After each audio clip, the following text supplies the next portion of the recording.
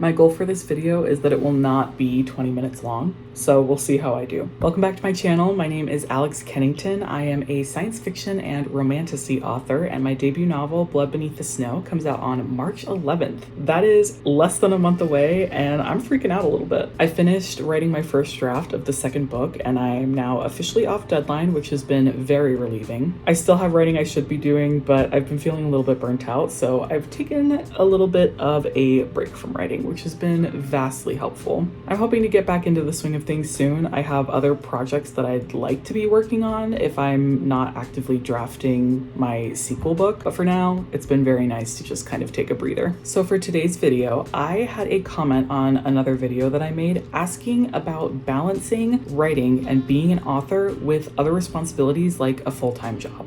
I have so many thoughts about this, so I thought I'd just kind of come and ramble at you for a couple minutes and then give you whatever tips and tricks and advice I could think of. I'm going to start by telling you about my own story, my own writing journey, and how I have balanced these things, and then I'll give whatever tips I can think of that I think might help you be able to navigate this better, because it really is tough. So let's get started.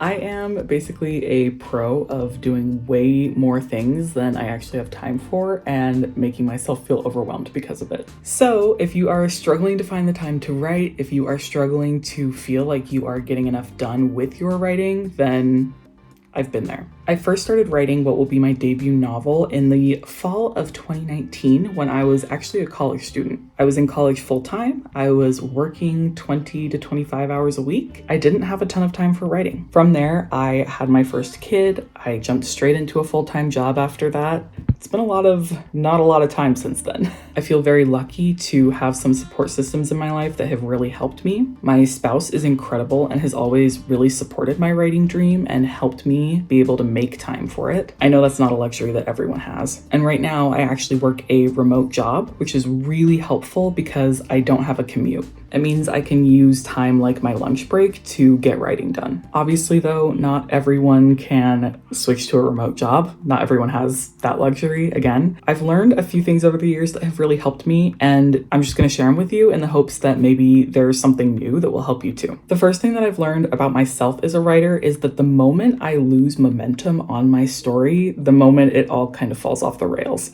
I have ADHD, so if I am not in the very consistent habit of working on my story at least a little bit every day, then it just kind of falls to pieces in my mind. It takes a lot longer to get back into the groove if I have let my momentum drop. So my first recommendation would be don't lose momentum. It'll set you back and it'll slow you down a little bit. That's not perfect advice for everyone. Writing every day can also be a really easy way to burn yourself out. So you have to be able to watch yourself and know what you're feeling emotionally and whether or not you can continue to push yourself to keep writing. When I say momentum and continuing to write daily, I don't even mean that you necessarily have to sit down and type out 1,000 words a day or even 100 words a day. Really what makes the difference for me is if my mind has spent time in my story. Some days that looks like sitting down at a coffee shop by myself and writing 2,500 words. Other days that looks like having a really busy day and all I had the energy to do was think about the next scene that I'm planning to write and imagine it a little bit in my head. Both spectrums are things that help me keep that momentum up with my story. So whatever you need to do to keep the momentum going on your novel, do it for at least a little bit every day. My second piece of advice is to remember that every single word counts. There are lots of people out there who write really, really fast,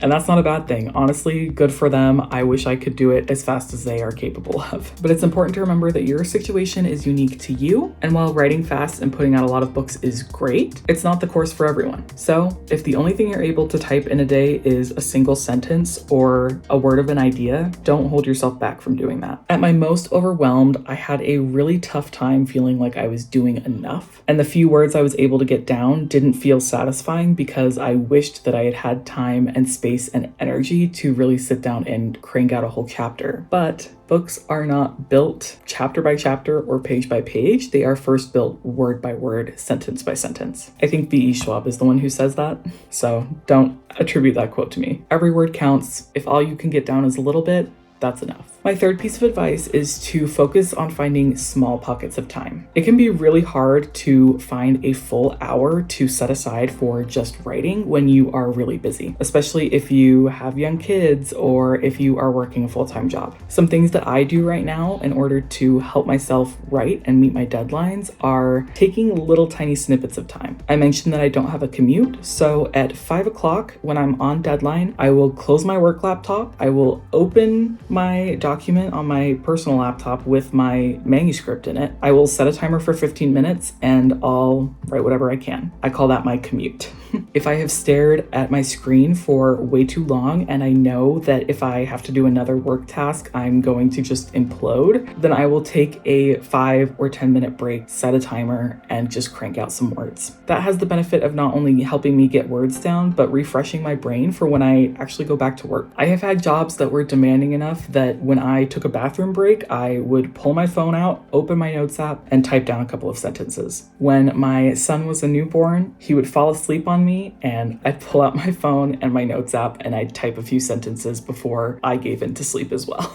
You don't have to spend hours and hours writing. If you can get even a minute in of time to focus on your story and think about it and type down some words, then that's more than enough. Eventually, it will get you there. My next tip is to focus on doing non-writing things if you do not have the time to write. So my first tip was not losing momentum. There are things that are not explicitly writing that help me keep my momentum up. One of those things is daydreaming about my story, especially if I'm drafting. If I have an idea of what I'm going to be writing next, if I've outlined it, it helps me so much to take the time to just daydream about it and imagine how that scene will go. I find it gives me a much clearer picture of the actual story, of the actual scene by the time I sit down to write if I've already thought it through really well. It makes the characters feel more like part of me. Their dialogue even comes a lot more naturally. Other things that have really helped me keep up my momentum are refilling my creative well by reading books, listening to podcasts about publishing and about the art of writing and writing craft. Even listening to music that really inspires me, I count that as helpful towards my writing because it gets my brain going. My final tip would be to treat your writing like a job. This is something that can be really tough because not everyone is making money off of their writing. I only recently started earning actual money for my writing, and that was a really weird moment for me because I suddenly felt very qualified to tell everyone that I was working 2 jobs. Because I am. Actually, writing a novel, it's kind of like another job, even if you're not getting paid for it.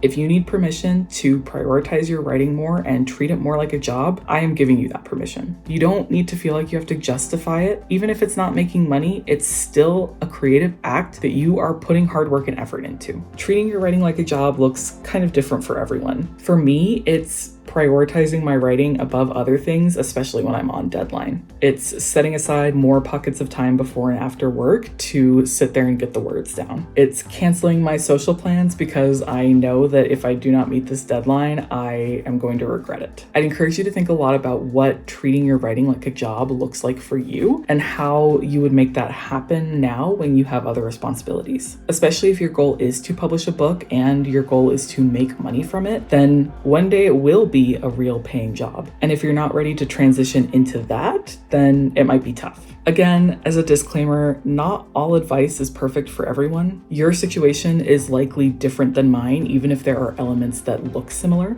So finally, I hope that you will take care of your mental health and remember that you don't have to be actively writing to be a writer. I am a writer regardless of whether or not I got words on the page today. And so are you. I hope this little informal chat was helpful and that you were able to get something useful out of it. I'm hoping to film more similar videos to this in the future. I have a lot of topics that I would really love to talk about, both writing craft related and related to how being an author actually works. I hope that you will like and subscribe and that I will see you around next time.